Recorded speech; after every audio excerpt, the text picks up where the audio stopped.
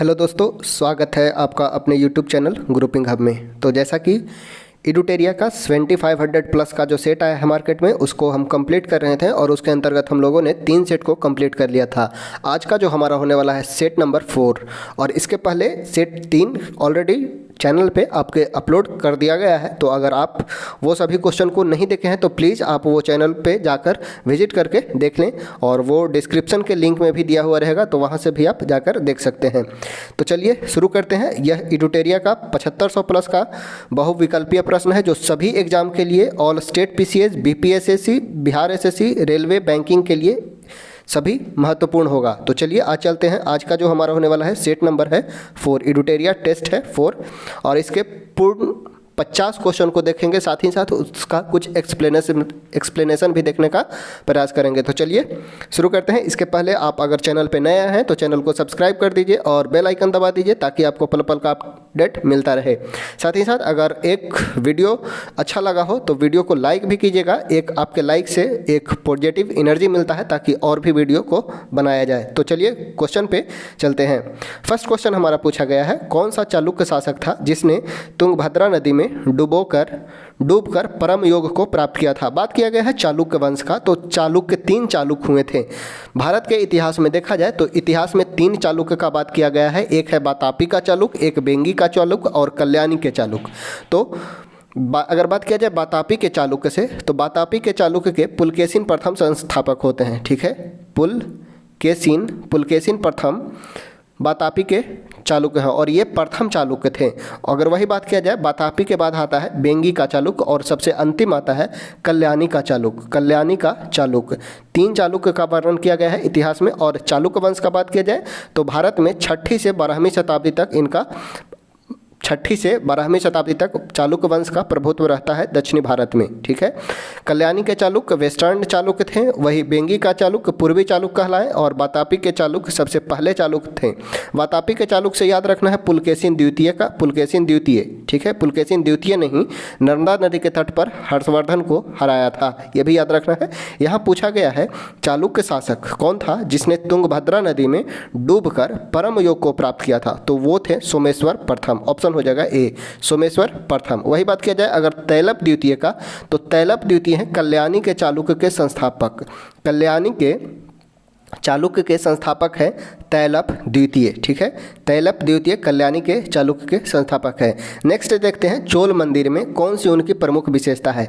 चोल मंदिरों की प्रमुख विशेषता कौन सी है? अगर बात किया जाए भारत में मंदिर का शैली का, तो 3 शैली भारत में पाई जाती है, नागर शैली, द्रविड़ शैली और बेसर शैली। अगर बात किया जाए उत्तर भारत में नागर शैली का प्रचलन है, वही दक्षिण में द्रविड़ शैली का प्रचलन है, और मध्य भारत में बेसर शैली का प्रचलन है। बेसर शैली। यहाँ पे बात किया है चोल मंदिर में कौन सी प्रमुख विशेषता है, अर्थात चोल मंदिर दक्षिण भारत में चोल द्वारा बनाए गए थे। अगर बात किया जाए चोल का, तो चोल के संस्थापक, चोल वंश के संस्थापक हैं विजयालय। चोल वंश की स्थापना विजयालय के द्वारा की जाती है, और उन मंदिरों में चोल मंदिर एक प्रमुख मंदिर है, राजराज प्रथम द्वारा निर्मित बृहदेश्वर मंदिर जो स्थित है तंजावुर तमिलनाडु में स्थित है बृहदेश्वर मंदिर, और यह भगवान शंकर का मंदिर है। बृहदेश्वर मंदिर, और बृहदेश्वर मंदिर के निर्माता हैं राजराज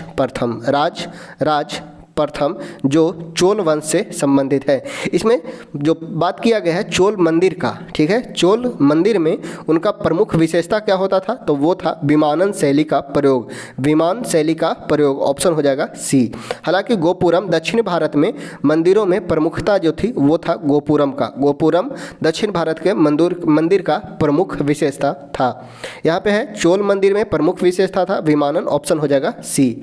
नेक्स्ट है विक्रमशिला विश्वविद्यालय में किस भिक्षु ने लगभग 200 ग्रंथों की रचना की थी? बात किया गया है विक्रमशिला विश्वविद्यालय का। अगर बात किया जाए विक्रमशिला विश्वविद्यालय का, तो इसे विक्रमशिला विश्वविद्यालय की स्थापना पाल शासक धर्मपाल के द्वारा इसका स्थापना किया गया है। धर्मपाल के द्वारा विक्रमशिला विश्वविद्यालय की स्थापना की गई है। इसमें पूछा गया विक्रमशिला विश्वविद्यालय में किस भिक्षु ने लगभग 200 ग्रंथों की रचना की थी? तो वो थे अतीश दीपांकर ने विक्रमशिला विश्वविद्यालय में लगभग 200 ग्रंथों की रचना की थी। बात किया जाए अतीश दीपांकर का, तो ये एक बौद्ध धर्म के अनुयायी थे, और इन्होंने ये जो अध्ययन करते हैं वो करते हैं ओदंतपुरी विश्वविद्यालय में। ओदंतपुरी विश्वविद्यालय में अध्ययन का कार्य करते हैं ओदंतपुरी विश्वविद्यालय में, और 200 ग्रंथों की रचना करते हैं विक्रमशिला विश्वविद्यालय में। बात किया जाए अगर ओदंतपुरी विश्वविद्यालय का, तो ओदंतपुरी विश्वविद्यालय के संस्थापक हैं गोपाल। ओदंतपुरी विश्वविद्यालय के संस्थापक होते हैं। एक विश्वविद्यालय और याद रखना है, नालंदा। ठीक है, नालंदा विश्वविद्यालय के संस्थापक कौन? तो नालंदा विश्वविद्यालय के संस्थापक हैं गुप्त शासक कुमार गुप्त। कुमार गुप्त द्वारा नालंदा विश्वविद्यालय की स्थापना की जाती है। ओदंतपुरी का स्थापना गोपाल और विक्रमशिला विश्वविद्यालय की स्थापना धर्मपाल के द्वारा की जाती है। यहाँ पूछा गया है विक्रमशिला विश्वविद्यालय में कौन से बौद्ध भिक्षु थे जो लगभग 200 ग्रंथों की रचना की थी? वे थे अतीश दीपांकर। हालांकि ज्ञानपद, रक्षित और रत्नाकर ये सभी विक्रमशिला विश्वविद्यालय में अध्ययन का कार्य करते हैं। नेक्स्ट देखते हैं, हमारा क्वेश्चन नंबर 4 है, निम्नलिखित को सुमेलित कीजिए। बीजापुर के सरदार अफजल खां की हत्या, शिवाजी द्वारा दक्कन के मुगल सूबेदार शाइस्ता खां पर हमला, सूरत की पहली लूट और सूरत की दूसरी लूट। अगर बात ये किया जाए तो ये सभी शिवाजी से संबंधित है। अगर बात किया जाए शिवाजी का, तो शिवाजी का जन्म 1630 ईस्वी में शिवनेरी दुर्ग में होता है। शिवाजी का जन्म 1630 में शिवनेरी दुर्ग में होता है, और कैपिटल जो बनाते हैं वो बनाते हैं रायगढ़ को। रायगढ़ को इन्होंने अपना राजधानी बनाया, और इनका राज्याभिषेक होता है 1674 में। 1674 में शिवाजी का राज्याभिषेक होता है। अगर बात किया जाए शिवाजी का, तो भारतीय नौसेना का जनक बोला जाता है। भारतीय नौसेना का जनक शिवाजी को कहा जाता है, क्योंकि इन्होंने दक्षिण भारत में नौसेना को सुदृढ़ीकरण प्रदान किया था। शिवाजी को पहाड़ी चूहा के भी नाम से जाना जाता है, क्योंकि ये छापामार युद्ध पद्धति में निपुण थे। अगर बात किया जाए यहाँ से बीजापुर के सरदार अफजल खां की हत्या शिवाजी द्वारा कब किया जाता है? तो 1659 ईस्वी में। 1659 में शिवाजी ने बीजापुर के सरदार अफजल खां की हत्या की थी। वही शिवाजी द्वारा दक्कन के मुगल सूबेदार शाइस्ता खां पर हमला कब किए? तो 1663 में। 1663 में शिवाजी द्वारा दक्कन के मुगल सूबेदार शाइस्ता खां पर हमला किया जाता है। सूरत की पहली लूट 1664 में और सूरत की दूसरी लूट 1670 में होती है। सभी पॉइंट याद रखना है। अगर बात किया जाए शिवाजी का जन्म, तो 1630 में जन्म होता है, और जन्म होता है कौन सा जो दुर्ग में? तो शिवनेरी दुर्ग में। कैपिटल बनाते हैं रायगढ़ को कैपिटल बनाते हैं, और इनका राज्याभिषेक होता है 1674 में। इससे क्वेश्चन प्रीवियस ईयर में मिलाने के लिए पूछ लिया गया है, बिहार एसआई के एग्जाम में ही पूछा गया है। ठीक है, तो याद रखना है बीजापुर के सरदार अफजल खां की हत्या शिवाजी द्वारा 1659 ईस्वी में, और शाइस्ता खां पर हमला 1663 ईस्वी में। सूरत को पहली बार लूटते हैं 1664 में, और दूसरी बार लूटते हैं 1670 में। वही 1674 में इनका राज्याभिषेक होता है। ये भी पॉइंट याद रखना है। तो ऑप्शन हो जाएगा A B D C, अर्थात ऑप्शन हो जाएगा C, A B D C। ठीक है, ऑप्शन हो जाएगा C। नेक्स्ट देखते हैं, दोहरे गुंबद वाला भारत का पहला मकबरा कौन सा है? बात किया गया है दोहरे गुंबद वाला भारत का पहला मकबरा जो है वो है हुमायूं का मकबरा। बात किया जाए अगर हुमायूं का मकबरा, यह दिल्ली सल्तनत मुगल रूलर के अंतर्गत एक प्रमुख हुमायूं का मकबरा का बात किया जाए तो यह एक मुगल रूलर के अंतर्गत एक प्रमुख शासक थे हुमायूं। ठीक है, अगर बात किया जाए हुमायूं का मकबरा का, तो हुमायूं का मकबरा इनकी पत्नी मोहम्मद बानो बेगम के द्वारा, हमीदा बानो बेगम के द्वारा निर्मित किया जाता है।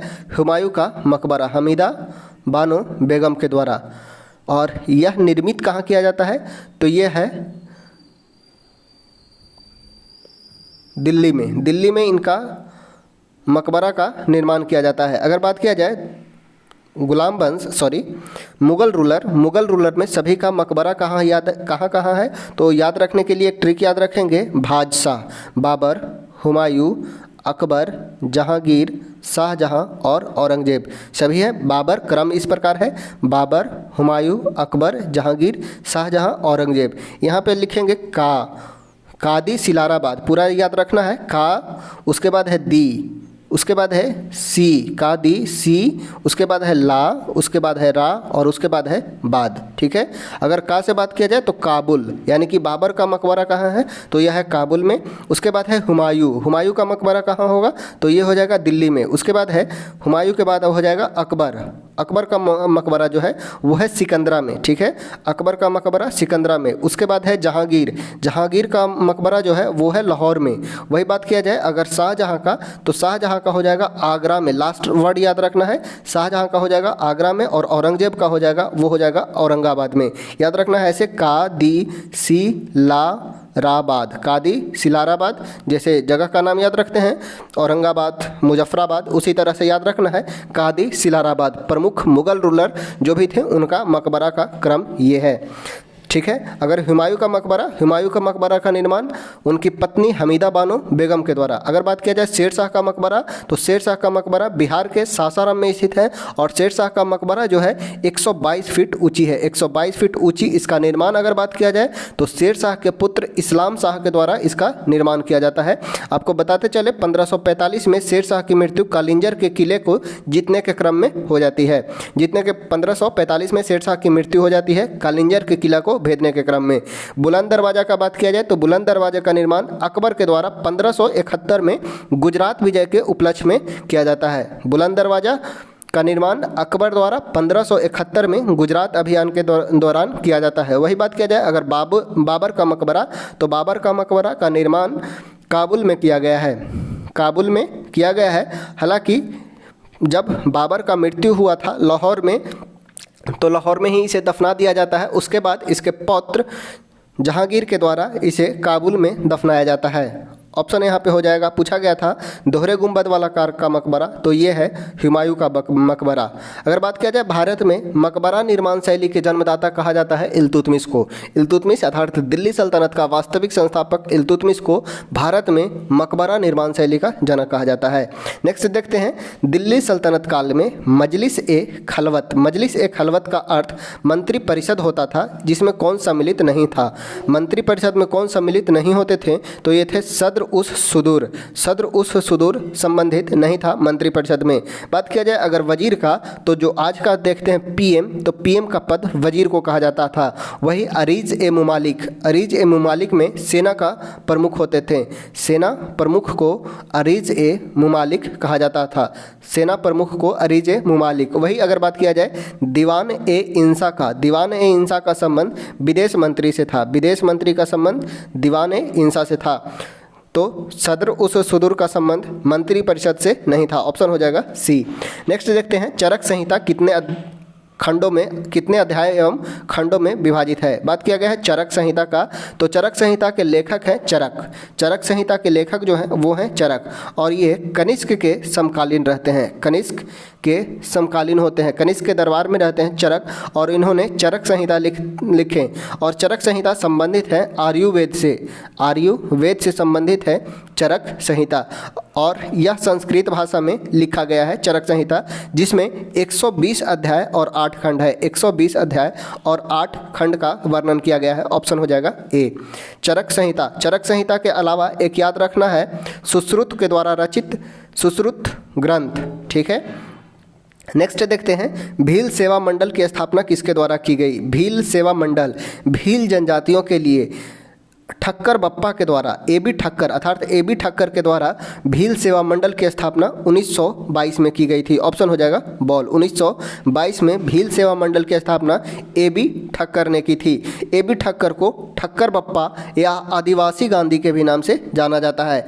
आदिवासी गांधी के नाम से ठक्कर बप्पा को जाना जाता है, और ए.बी. ठक्कर इन्होंने 1922 ईस्वी में भील सेवा मंडल की स्थापना की थी। अगर बात किया जाए गुरु गोविंद सिंह का, तो गुरु गोविंद सिंह सिख धर्म के 10वें गुरु होते हैं, जिनका जन्म जो होता है वो होता है 22 दिसंबर 1666 ईस्वी को पटना में। गुरु गोविंद सिंह का जन्म 22 दिसंबर 1666 ईस्वी को पटना में इनका जन्म होता है, और ये 10वें गुरु रहते हैं।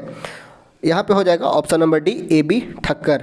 नेक्स्ट देखते हैं, निम्नलिखित कथन पर विचार करें। 1857 के विद्रोह के समय ब्रिटेन का प्रधानमंत्री जो था पॉम्स्टन, बिल्कुल सही है। 1857 का विद्रोह का समय ब्रिटेन के पीएम जो रहते हैं वो हैं पॉम्स्टन। भारत का गवर्नर जनरल लॉर्ड कैनिंग, ये भी सही है। विद्रोह के समय युद्ध संवाददाता W.H. रसूल था, यह भी सही है। 1857 के विद्रोह के समय युद्ध संवाददाता W.H. रसूल होते हैं। अगर बात किया जाए 1857 के विद्रोह का, तो यह प्रारंभ होता है 10 मई 1857 को, 10 मई 1857 को यह विद्रोह प्रारंभ होता है। और इसका अगर बात किया जाए चिन्ह का, प्रतीक चिन्ह क्या था, तो प्रतीक चिन्ह कमल और रोटी था। कमल और रोटी प्रतीक चिन्ह होता है।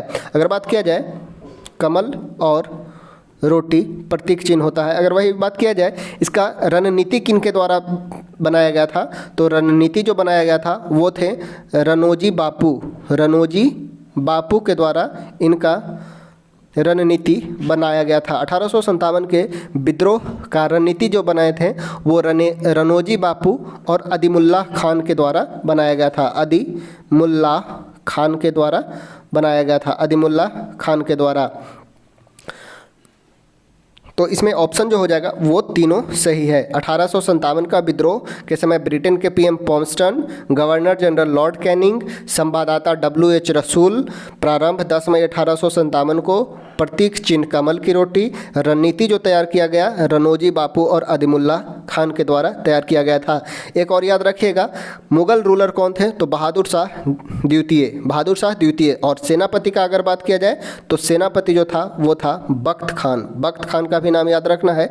सेनापति मुगल सरदार बहादुर शाह द्वितीय का सेनापति जो था वो था बख्त खान। ठीक है, ये भी नाम याद रखना है। नेक्स्ट है सारे जहां से अच्छा पुस्तक किसके द्वारा लिखा गया। सारे जहां से अच्छा यह पुस्तक किसके द्वारा लिखा गया, तो ये लिखा गया है मोहम्मद इकबाल के द्वारा। मोहम्मद इकबाल के द्वारा बुक है तराना ए हिंद। तराना ए हिंद में, तराना ए हिंद में सारे जहां से अच्छा गीत का वर्णन किया गया है। तराना ए हिंद बुक में सारे जहां से अच्छा गीत का वर्णन किया गया है। अगर बात किया जाए बंकिम चंद्र चटर्जी का, तो बंकिम चंद्र चटर्जी ने आनंद मठ लिखा। आनंद मठ लिखा और उसी आनंद मठ में वंदे मातरम का गायन का चर्चा किया गया है। बंकिम चंद्र चटर्जी द्वारा लिखा गया है आनंद मठ और उसमें ही वंदे मातरम का वर्णन किया गया है। और आनंद मठ का बात किया जाए तो यह सन्यासी विद्रोह पर आधारित था। सन्यासी विद्रोह पर। वही अगर बात किया जाए बंकिम चंद्र चटर्जी द्वारा रचित अन्य बुक का, तो ये हो जाएगा आनंद मठ प्रथम। आनंद मठ जिसका लिखे हैं 1882 में दुर्गेश नंदिनी। दुर्गेश नंदिनी, कपाल कुंडल, कपाल कुंडल और एक और नाम याद रखना है देवी चौधरानी। देवी चौधरानी इनके द्वारा लिखा गया है बंकिम चंद्र चटर्जी का। अगर बात किया जाए रविंद्रनाथ टैगोर का, तो ये प्रथम एशियाई व्यक्ति बनते हैं जिन्हें 1913 में गीतांजलि के लिए नोबेल अवार्ड दिया जाता है। 1913 में गीतांजलि के लिए नोबेल अवार्ड दिया जाता है रविंद्रनाथ टैगोर के द्वारा। जन गण मन लिखा गया, अमार सोनार बंगाल लिखा गया तथा एकला चलो रे भी लिखा गया रविंद्रनाथ टैगोर के द्वारा। अगर बात किया जाए लता मंगेशकर का, तो लता मंगेशकर को स्वर कोकिला के नाम से जाना जाता है। इन्हें 2001 में भारत रत्न दिया गया। लता मंगेशकर स्वर कोकिला के रूप में जाना जाते हैं और 2001 में इन्हें भारत रत्न भी दिया गया है। वही 1969 में पद्म भूषण से सम्मानित किया गया और 1979 में इन्हें दादा साहब फाल्के अवार्ड भी दिया गया। 1969 में पद्म भूषण और 1979 में इन्हें दादा साहब फाल्के अवार्ड दिया गया और 2001 में अगर बात किया जाए तो 2001 में इन्हें भारत रत्न दिया गया था। चलिए आगे देखते हैं। किसने कहा था साक्षरता अपने आप में शिक्षा नहीं है। साक्षरता अपने आप में शिक्षा नहीं है, यह कहे थे महात्मा गांधी। राष्ट्रपिता महात्मा गांधी के द्वारा यह स्टेटमेंट दिया गया था। ऑप्शन हो जाएगा सी। नेक्स्ट है सीधी कार्यवाही दिवस की घोषणा किसने की थी। डायरेक्ट एक्शन डे की घोषणा मोहम्मद अली जिन्ना के द्वारा किया गया था और यह डेट था 16 अगस्त 1946। 16 अगस्त 1946 को सीधी कार्यवाही दिवस के रूप में घोषणा की गई थी। अगर बात किया जाए मोहम्मद अली जिन्ना का, तो मोहम्मद अली जिन्ना को कायदे आजम के रूप में जाना जाता है। मोहम्मद अली जिन्ना को कायदे आजम के रूप में जाना जाता है। अगर जयप्रकाश नारायण का बात किया जाए तो इन्हें लोकनायक के नाम से जाना जाता है। लोकनायक जयप्रकाश नारायण। वही अगर बात किया जाए लोकमान्य का, तो लोकमान्य बाल गंगाधर तिलक। कांग्रेस सोशलिस्ट पार्टी की स्थापना जयप्रकाश नारायण के द्वारा 1934 में किया जाता है तथा 1942 के भारत छोड़ो आंदोलन में इनका प्रमुख योगदान होता है। अगर बात किया जाए सुभाष चंद्र बोस का, तो सुभाष चंद्र बोस का प्रमुख 3 नारा था। एक है जय हिंद और दिल्ली चलो और तुम मुझे खून दो मैं तुम्हें आज़ादी दूंगा, ये 3 प्रमुख नारे थे सुभाष चंद्र बोस का। भारतीय राष्ट्रीय कांग्रेस की अध्यक्षता करते हैं 1938 के हरिपुरा अधिवेशन की। आज़ाद हिंद फौज की गठन करते हैं 1943 में सुभाष चंद्र बोस। ये सभी पॉइंट याद रखना है सुभाष चंद्र बोस से। सुभाष चंद्र बोस का जन्म जो मनाते हैं हम 23 जनवरी को पराक्रम दिवस के रूप में सुभाष चंद्र बोस का जन्म दिवस मनाते हैं। नेक्स्ट है भारत छोड़ो आंदोलन के दौरान उत्पन्न दंगे किस क्षेत्र में सर्वाधिक व्यापक स्तर पर हुए। बात किया जाए भारत छोड़ो आंदोलन का, तो भारत छोड़ो आंदोलन जो हुआ 8 अगस्त 1942 को, 8 अगस्त 1942 को भारत छोड़ो आंदोलन होता है।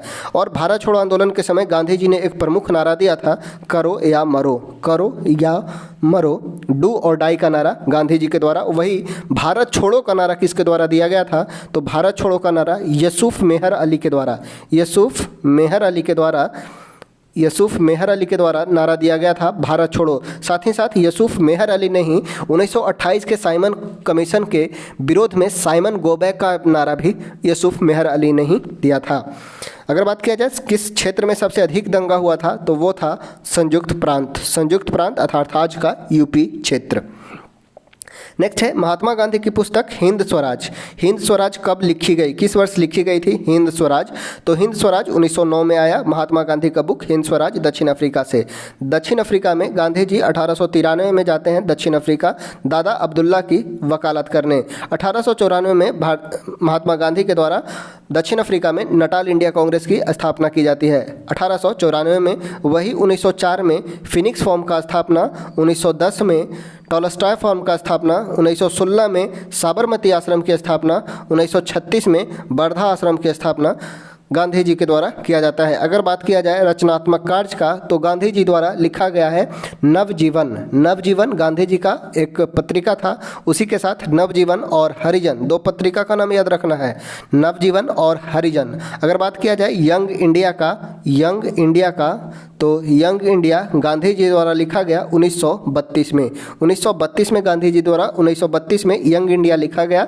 साथ ही साथ 1903 में इंडियन ओपिनियन लिखा गया था, इंडियन ओपिनियन लिखा गया गांधी जी के द्वारा। तो ये सभी गांधी जी द्वारा रचनात्मक कार्य थे। हिंद स्वराज कब लिखा गया, तो हिंद स्वराज 1909 में लिखा गया था। नेक्स्ट है भारतीय दंड संहिता IPC इंडियन पैनल कोड जो 1860 में अधिनियमित हुई थी, उसका मसौदा तैयार करने वाले आयोग की अध्यक्षता किसने की। आयोग का अध्यक्षता किसके द्वारा किया गया था, तो वो थे लॉर्ड मैकाले। लॉर्ड मैकाले को भारत में अंग्रेजी शिक्षा का जनक कहा जाता है, क्योंकि लॉर्ड मैकाले के ही समय इन्हें मैकाले का मिंट आता है। 1835 में मैकाले का मिंट लॉर्ड मैकाले की अध्यक्षता में आता है। वही बात किया जाए लॉर्ड विलियम बेंटिक का, तो लॉर्ड विलियम बेंटिक के समय में 1829 में राजा राम मोहन राय के सहयोग से सती प्रथा का निषेध रेगुलेशन 17 के तहत किया जाता है। अगर बात किया जाए लॉर्ड कैनिंग का, तो लॉर्ड कैनिंग के समय 1857 का विद्रोह होता है, 1857 के समय विद्रोह होता है तथा 1860 में इन्हीं के समय IPC और CRPC का गठन किया जाता है लॉर्ड कैनिंग के समय ही। तो यहाँ पे सही उत्तर हो जाएगा मसौदा तैयार करने वाले आयोग की अध्यक्षता कौन किए थे, तो वो किए थे लॉर्ड मैकाले, ऑप्शन हो जाएगा D। नेक्स्ट देखते हैं भारतीय संविधान ने केंद्र सरकार की अधिशासी शक्तियों को किसमें निहित किया है। अधिशासी अर्थात एग्जीक्यूटिव पावर केंद्र सरकार के अनुसार किसमें होता है, तो वो होता है भारत के राष्ट्रपति में, ऑप्शन हो जाएगा A। भारत के राष्ट्रपति में कार्यपालिका शक्ति होता है, ये वर्णन किया गया है अनुच्छेद 53 में। अनुच्छेद 53 के अनुसार कार्यपालिका का जो अध्यक्ष होंगे वो होंगे राष्ट्रपति। अगर बात किया राष्ट्रपति का पद ब्रिटेन के हेड के समान है, अर्थात पद जो लिया गया है ब्रिटेन से लिया गया है, ये बोल सकते हैं। राष्ट्रपति जो है बामन के अनुसार एक पद होगा और वो ब्रिटेन के सम्राट के अनुसार होगा, जैसा ब्रिटेन में सम्राट का होता है। वही कार्यपालिका अध्यक्ष अगर बोला जाए तो कार्यपालक का अध्यक्ष या अधिशासी केंद्र सरकार का अधिशासी शक्ति जो वो निहित होता है वो अनुच्छेद 53 के अनुसार राष्ट्रपति में होता है, ऑप्शन हो जाएगा A। नेक्स्ट है भारत के संविधान में अंतर्राष्ट्रीय शांति एवं सुरक्षा के संवर्धन का उल्लेख कहाँ किया गया है। बात किया गया है अंतर्राष्ट्रीय शांति एवं सुरक्षा का, तो अनुच्छेद 51 में अंतर्राष्ट्रीय शांति और सुरक्षा का बात किया गया है, अनुच्छेद 51 में। और यह आता है DPSP के अंतर्गत, अर्थात राज्य के नीति निर्देशक के अंतर्गत। और यह राज्य के नीति निर्देशक तत्व जो लिया गया है वो लिया गया है आयरलैंड से। आयरलैंड से तथा आयरलैंड ने इसे स्पेन से ग्रहण किया है। डीपीएसपी को हमारे संविधान के भाग 4 के अंतर्गत अनुच्छेद 36 से 51 तक इसका वर्णन किया गया है और अनुच्छेद 51 में ही राज्य के नीति निर्देशक तत्व के रूप में अंतर्राष्ट्रीय शांति एवं सुरक्षा के संवर्धन की बात की गई है। ऑप्शन हो जाएगा बी। अन्य ऑप्शन का अगर बात किया जाए तो संविधान की प्रस्तावना में 5 प्रकार के मौलिक अधिकार का वर्णन किया गया है, 3 प्रकार के न्याय का, 2 प्रकार के समता का वर्णन किया गया है। संविधान की प्रस्तावना का बात किया जाए तो संविधान का प्रस्तावना उद्देश्य प्रस्ताव के रूप में 13 दिसंबर 1946 को संविधान सभा के समक्ष पेश किया जाता है। वही 22 जनवरी 1947 को इसे संविधान सभा ने एक्सेप्ट किया। 22 जनवरी 1947, 2 डेट याद रखना है। प्रस्तावना से 13 दिसंबर 1946 को उद्देश्य प्रस्ताव पेश किया जाता है, 22 जनवरी 1947 को एक्सेप्ट किया जाता है प्रस्तावना को। नेक्स्ट है, अगर बात किया जाए मूल कर्तव्य को, तो भारत के मूल संविधान में एक भी मूल कर्तव्य नहीं थे। हालांकि 42वां संविधान संशोधन 1976 के तहत सरदार स्वर्ण सिंह समिति के सिफारिश पे भारत के संविधान में 4 के क के अंतर्गत 10 मूल कर्तव्य को जोड़ा गया। उसके बाद 86वां संविधान संशोधन के तहत 2002 में एक अन्य कर्तव्य जो शिक्षा से संबंधित था उसे जोड़ा गया। अगर बात किया जाए 9वीं अनुसूची, तो मूल संविधान में 8 अनुसूची का वर्णन किया गया है। 9वीं अनुसूची प्रथम संविधान संशोधन के तहत जोड़ा गया जो भूमि हस्तांतरण से संबंधित है। नेक्स्ट है, संगुल समिति की नियुक्ति प्रधानमंत्री द्वारा क्यों किया गया था? संगुल समिति का नियुक्ति पीएम के द्वारा क्यों किया गया था? तो राष्ट्रमंडल खेलों के संचालन में भ्रष्टाचार के आरोप की छानबीन के लिए किया गया था संगुल समिति। ऑप्शन हो जाएगा बी। संगुल समिति का गठन राष्ट्रमंडल खेल के संचालन में भ्रष्टाचार के आरोप की छानबीन के लिए की गई थी। नेक्स्ट देखते हैं, एक साधारण विधेयक पर संसद के दोनों सदनों की सम्मिलित बैठक में मतदान हो सकता है यदि एक सदन ने उसे बिना पारित किए अपने पास कितने माह तक रख सकता है? अर्थात दोनों सदन में बैठकर मतदान हो सकता है, यानी कि ज्वाइंट सेशन हो सकता है कब? जब एक सदन उसे कितना दिन तक रोक सकता है? तो एक सदन अगर उसे 6 महीना तक रोक ले तो फिर होगा संयुक्त अधिवेशन। संयुक्त अधिवेशन 108 के अंतर्गत बुलाया जाता है राष्ट्रपति के द्वारा और लोकसभा अध्यक्ष इसकी अध्यक्षता करते हैं। 108 में जिसका वर्णन किया गया है। और अभी तक संयुक्त अधिवेशन का बात किया जाए तो भारत में अभी तक 3 बार संयुक्त अधिवेशन का प्रावधान हुआ है। वो 1961 में दहेज प्रतिषेध के लिए, वही 1978 में बैंकिंग के लिए और 2002 में पोटा के लिए। अभी वर्तमान तक 3 बार संयुक्त अधिवेशन का प्रावधान हुआ है। संयुक्त अधिवेशन किया गया है 1961 में, 1978 में और 2002 में। तो इसमें सिर्फ पूछा यह गया था कितना माह तक रोक सकता है, तो वो संयुक्त अधिवेशन का प्रावधान किया जाएगा, तो वो हो जाएगा ऑप्शन सी 6 माह। नेक्स्ट है, जनहित याचिका किसके द्वारा अभियोजित किया जा सकता है? जनहित याचिका बात किया जाए, अगर जनहित याचिका अर्थात पब्लिक इंटरेस्ट लिटिगेशन PIL का, तो PIL यह जो लिया गया है वह USA से लिया गया है। USA के संविधान, अमेरिका के संविधान से लिया गया है PIL। और अगर बात किया जाए भारत में, तो भारत में इसके जो जनक हैं वो हैं PN भागवती इसके जनक हैं। और जनहित याचिका कोई भी व्यक्ति द्वारा जन अर्थात लोगों के हित में लाया जा सकता है, कोई भी व्यक्ति द्वारा लाया जा सकता है। ऑप्शन हो जाएगा ए। नेक्स्ट है, पंचायती राज संस्थाओं में अनुसूचित जाति जनजाति के आरक्षण की व्यवस्था किस अनुच्छेद में की गई है? बात किया जाए SC ST और महिला का आरक्षण का बात, तो ये हो जाएगा डी में। कल ही देखे थे D4 होता है डिसेबिलिटी, और डिसेबल कौन कौन है? SC ST और वोमेन, ये सभी का रिजर्वेशन का बात किया गया है 243 का डी में। अगर बात किया जाए 243 का बी में, तो बी मतलब होता है बिल्ट, यानी कि पंचायतों का गठन का वर्णन 243 का बी में है। वही अगर देखते हैं 243 के ई में, तो 243 के ई के अनुसार पंचायतों की अवधि कितनी होगी ये बतलाया गया है 243 का ई में, अर्थात 5 वर्ष। वही अगर बात किया जाए जी में, जी से याद रखना है जांच, और जांच के अंतर्गत जो होगा वो होगा पंचायत की शक्ति का वर्णन 243 के जी में किया गया है। ऑप्शन हो जाएगा यहाँ पे डी। 243 के डी में है SC ST का रिजर्वेशन का बात। अगर ताकत का बात किया जाएगा यानी कि शक्ति का बात किया जाएगा, पंचायत की शक्ति का, तो ये हो जाएगा 243 का जी में। नेक्स्ट है पृथ्वी के आंतरिक भाग में किस चट्टान का निर्माण अधिक ऊष्मा और दबाव के कारण होता है। पृथ्वी के आंतरिक भाग में किस चट्टान का निर्माण अधिक ऊष्मा और दबाव का के कारण होता है, तो वो होता है ज्वालामुखी चट्टान। ज्वालामुखी चट्टान का निर्माण। आग्नेय चट्टान का निर्माण, आग्नेय चट्टान का निर्माण ज्वालामुखी के उद्गार होने से होता है और इसमें कोई भी फॉसिल फ्यूल अर्थात जीवाश्म नहीं पाए जाते हैं। अवसादित चट्टान में जीवाश्म पाए जाते हैं और परत दर परत होता है। यहाँ पे हो जाएगा ज्वालामुखी चट्टान में निर्माण अधिक ऊष्मा और दबाव के कारण होता है, ऑप्शन हो जाएगा बी। नेक्स्ट देखते हैं भारत में कौन सा महीना वापसी मानसून यानी कि लौटता हुआ मानसून के मौसम के लिए जाना जाता है, तो ये हो जाएगा अक्टूबर नवंबर मंथ, ऑप्शन हो जाएगा ए।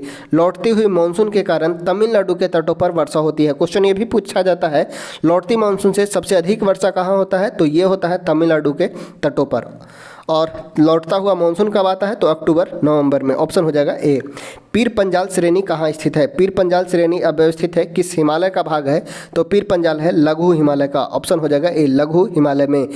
लघु हिमालय के अलावा पीर पंजाल के अलावा धौलाधर, मंसूरी, नाग टिब्बा ये सभी लघु हिमालय के पार्ट हैं। धौलाधर हो जाएगा, मंसूरी हो जाएगा, मंसूरी, नाग टिब्बा ये सभी पीर पंजाल श्रेणी का हिस्सा है। आम्रवर्षा एक शब्द है, आम्रवर्षा एक शब्द है जिसका उपयोग किसके लिए किया जाता है, तो यह मानसून पूर्व की वर्षा के लिए किया जाता है। आम्रवर्षा मानसून से पहले आने वाली घटना को कहा जाता है आम्रवर्षा या मानसून पूर्व वर्षा। और आम्रवर्षा यह केरल और कर्नाटक में होता है। केरल कर्नाटक में मानसून के पूर्व होने वाली वर्षा को आम्रवर्षा कहा जाता है क्योंकि उस क्षेत्र में आम उस समय पकने लगते हैं। अगर बात किया जाए बंगाल में, तो बंगाल में इसे नॉर्वेस्टर के नाम से जाना जाता है, नॉर्वेस्टर के रूप में जाना जाता है बंगाल में। वही अगर बात किया जाए दिल्ली, बिहार, यूपी में, तो ये सभी लू के नाम से जाना जाता है, लू। वही नॉर्वेस्टर बंगाल में और आम्रवर्षा केरल में, और ये सभी मानसून पूर्व वर्षा होती है, ऑप्शन हो जाएगा सी। वह कौन सा आकाशीय पिंड है जो परिभ्रमण और परिक्रमण लगभग समान समय अवधि में पूरा करता है। अगर बात किया जाए रोटेशन का और रिवोल्यूशन का, दोनों का टाइम पीरियड सेम होता है किसका, तो वो होता है चंद्रमा का, और वो होता है लगभग 27.3 दिन। 27.3 दिन में रोटेट भी कर लेता है अपने एक्सिस पे और अर्थ के चारों ओर रिवॉल्व भी कर लेता है चंद्रमा अपने अक्ष पे 27.3 दिन में रोटेट भी कर लेता है, वही पृथ्वी के चारों ओर 27.3 दिन में रिवॉल्व भी करता है, ऑप्शन हो जाएगा डी। चंद्रमा का परिभ्रमण और परिक्रमण लगभग समान है। नेक्स्ट है यदि मांस को 140 डिग्री सी से अधिक पर पकाया जाता है तो कौन सी अभिक्रिया होती है, तो यह है मेलार्ड अभिक्रिया, ऑप्शन हो जाएगा सी मेलार्ड अभिक्रिया।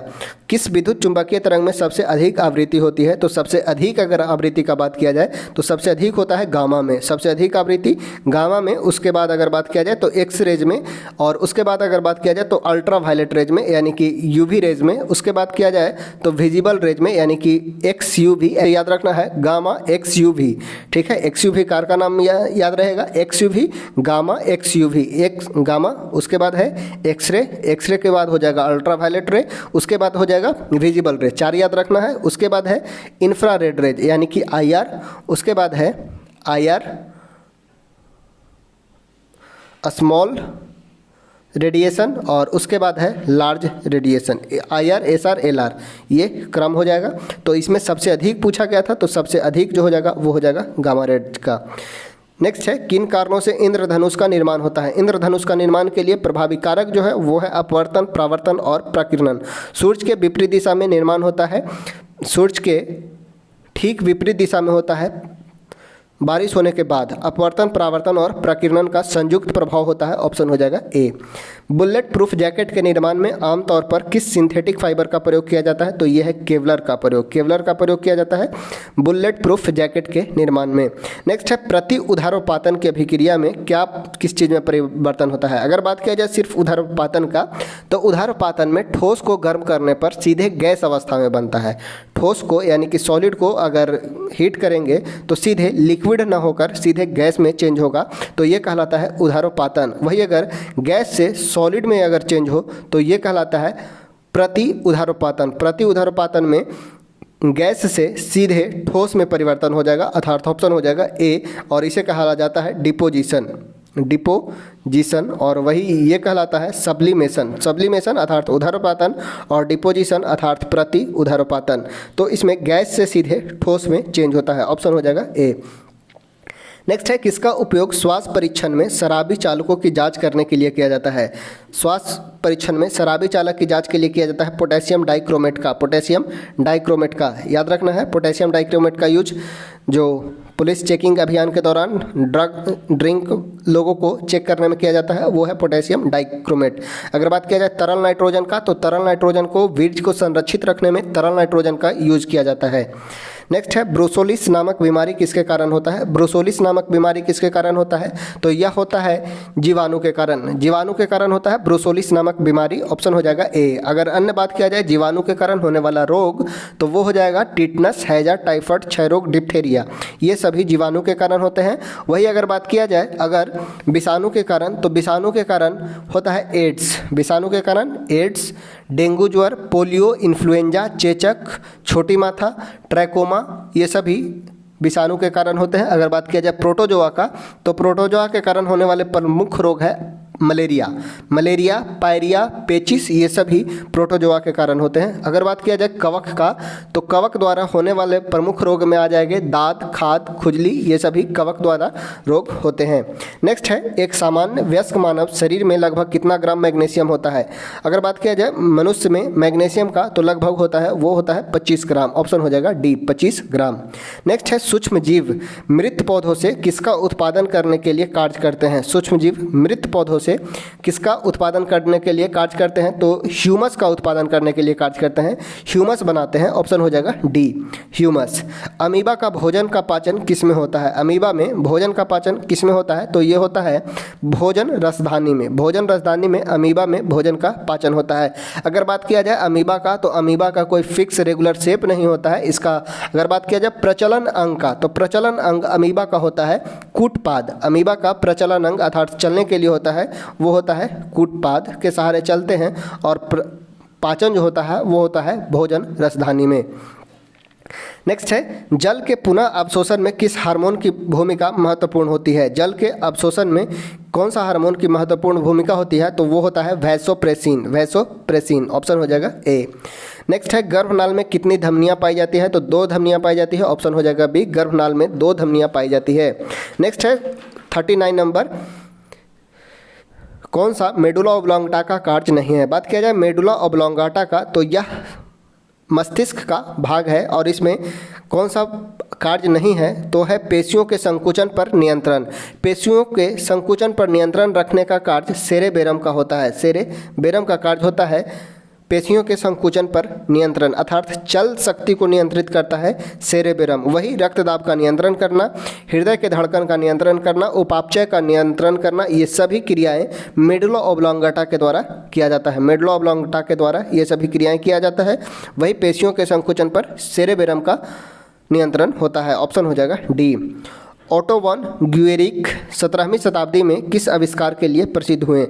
ओटो वन ग्यूरिक ने किसका खोज किया था? तो वो खोज किए थे वायु पंप का, ओटो वन ग्यूरिक के द्वारा वायु पंप का खोज किया गया।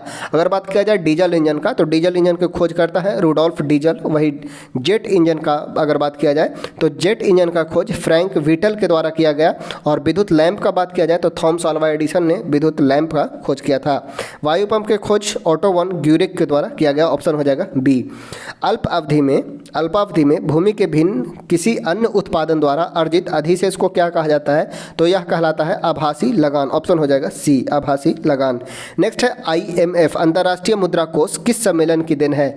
तो IMF तथा IBRD जिसे वर्ल्ड बैंक के नाम से भी जाना जाता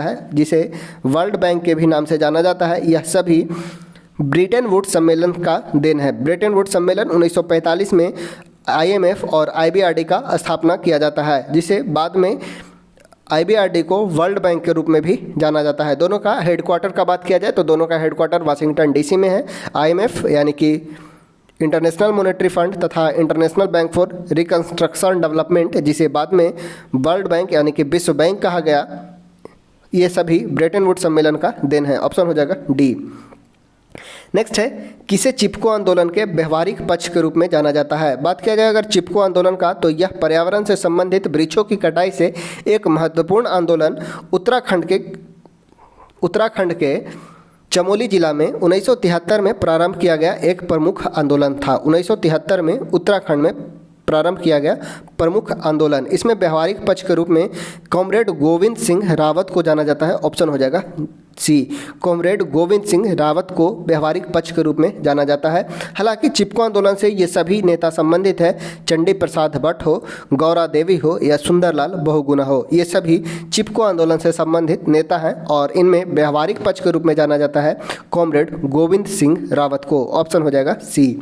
नेक्स्ट है, लानोज एवं कंपोज घास किस बायोम के अंतर्गत आता है। लानोज और कंपोज घास किस बायोम के अंतर्गत आता है, तो यह है उष्णकटिबंधीय बायोम, ऑप्शन हो जाएगा डी, उष्णकटिबंधीय बायोम। नेक्स्ट है, निम्नलिखित में कौन सा टेरेस्ट्रियल बायोम का उदाहरण है। टेरेस्ट्रियल बायोम का उदाहरण इनमें से कौन है, तो यह हो जाएगा टैगा वन। टैगा वन यह एक प्रकार का टेरेस्ट्रियल वन का उदाहरण है। नेक्स्ट है, G20 के 18वें सम्मेलन का आदर्श वाक्य क्या है। G20 के 18वें सम्मेलन का मोटो जो था वो था one earth, one family and one future, अर्थात एक पृथ्वी, एक परिवार और एक भविष्य, ऑप्शन हो जाएगा ए, एक पृथ्वी, एक परिवार और एक भविष्य। नेक्स्ट देखते हैं, मानव विकास सूचकांक यानी कि ह्यूमन डेवलपमेंट इंडेक्स जो संकल्पना था महबूब उल हक का, HDI मानव विकास सूचकांक, कौन सा एक आयाम नहीं है। 3 आयाम होते हैं और 3 आयाम में कौन कौन से हैं, लंबा एवं स्वस्थ जीवन जीने की क्षमता, ये 3 आयामों में से एक है। ज्ञान अर्जन की क्षमता या अर्थात ज्ञान अर्जन की क्षमता, ये भी है। अच्छा जीवन स्तर प्राप्त करने की क्षमता, यह भी है। स्वच्छ पर्यावरण की प्राप्ति हेतु योग्यता, यह नहीं है, अर्थात ऑप्शन हो जाएगा डी। HDI में तीन आयाम हैं। 3 आयाम में लंबा एवं स्वस्थ जीवन जीने की क्षमता, ज्ञानार्जन की क्षमता, अच्छा जीवन प्राप्त करने की क्षमता, ये तीनों हैं। हालांकि स्वच्छ पर्यावरण की प्राप्ति हेतु योग्यता यह नहीं है, ऑप्शन हो जाएगा डी। गहन जिला कृषि कार्यक्रम IADP को किस वर्ष प्रारंभ किया गया था, तो यह प्रारंभ किया गया 1960-61 में, ऑप्शन हो जाएगा ए। क्षेत्रीय ग्रामीण बैंक की कुल पूंजी में राज्य सरकार का हिस्सा कितना होता है। बात किया जाए क्षेत्रीय ग्रामीण बैंक का, तो क्षेत्रीय ग्रामीण बैंक की स्थापना नरसिम्हन समिति के सिफारिश पे 1975 में की गई। 1975 में नरसिम्हन समिति के सिफारिश पे रीजनल रूरल बैंक की स्थापना की गई और उसमें राज्य सरकार का हिस्सा होता है, वो होता है मात्र 15%, ऑप्शन हो जाएगा बी, 15%। नेक्स्ट है, निम्नलिखित में कौन सा संरक्षित क्षेत्र कावेरी बेसिन में स्थित है। कावेरी बेसिन में स्थित संरक्षित क्षेत्र कौन सा है। नागरहोल राष्ट्रीय उद्यान, यह हो जाएगा। उसके बाद सत्यमंगलम टाइगर रिजर्व और वायनाड वन्यजीव अभ्यारण्य, ये तीनों हैं, ऑप्शन हो जाएगा सी। नागरहोल राष्ट्रीय उद्यान, सत्यमंगलम टाइगर रिजर्व और वायनाड वन्यजीव अभ्यारण्य, ऑप्शन हो जाएगा सी। इस प्रकार से हम लोगों ने आज का 50 क्वेश्चन देखा। अगर आपको वीडियो अच्छी लगी हो तो एक लाइक जरूर कीजिएगा और चैनल पे आए हैं पहली बार तो चैनल को सब्सक्राइब कर लीजिएगा और बेल आइकन भी प्रेस कर दीजिएगा। चलिए इसके बाद हम थोड़ा सा देख लेते हैं जो स्मरणीय तथ्य है उससे। कृषि का प्रथम साक्ष्य प्राप्त हुआ कहाँ से, तो कृषि का प्रथम साक्ष्य यह प्राप्त हुआ है मेहरगढ़ से। चावल का प्राचीनतम साक्ष्य कोल्डिहवा से। आग का आविष्कार पूरा पाषाण काल में हुआ। पहिया का आविष्कार नव पाषाण काल में। याद रखना है, आग का आविष्कार पूरा पाषाण काल में, आगे आग जलाना सीखे उसके बाद पहिए का आविष्कार हुआ है, ठीक है।